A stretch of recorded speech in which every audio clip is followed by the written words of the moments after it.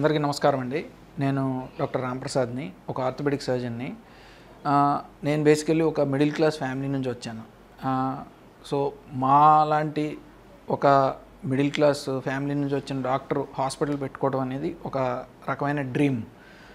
So ఈ మార్గదర్శితో association actually నాకు ఒక 12-13 ఇయర్స్ బ్యాకే స్టార్ట్ అయింది. అప్పుడు నేను ఒక చిన్న జాబ్ చేసుకునేవాడిని. జాబ్ నుంచి వచ్చిన డబ్బులతో ఒక చీటీ వేసుకున్నా.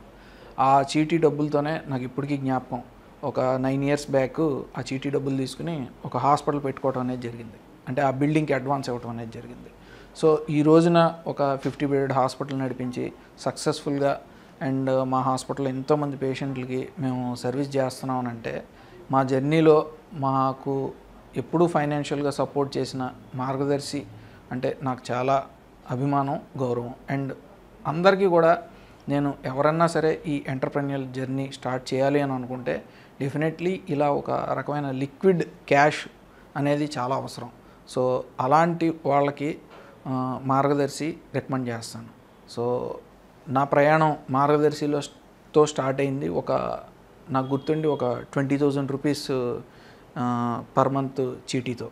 సో అక్కడ వచ్చిన 10 లక్షలతోనే నేను ఈరోజు ఇలా వృద్ధిలోకి వచ్చానండి. సో అక్కడ నుంచి కూడా ఒక 10,000 నుంచి 50,000, 50,000 నుంచి 1 lakh, ఆ తర్వాత 2 lakhs చీటీలు పర్ మంత్ వేస్తున్నాం.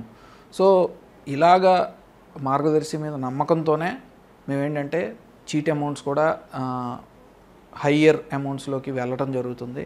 అండ్ మాకు సరైన సమయంలో ఈ అమౌంట్స్ అందజేయడంలో కూడా మార్గదర్శి ఎప్పుడూ మాకు సహకారం ఇస్తుంది. అండ్ ముఖ్యంగా ఏంటంటే ఈ మార్గదర్శి ఎండి అంటే ఇప్పుడు కాలం చేశారు రామోజీరావు గారు. మాకు అంటే నేను చిన్న వయసులో ఉన్నప్పటి నుంచి కూడా he is a man of true inspiration to us. And Ramoji Rao గారు కాలం చేయడం కూడా చాలా బాధాకరమైన విషయం. ఆయన ఉన్నంత పెద్ద విజనరీ నాకు తెలిసి ఆంధ్రప్రదేశ్కి ఒక పెద్ద లాస్ అండి. So Margadarsi is always my true friend. Thank you.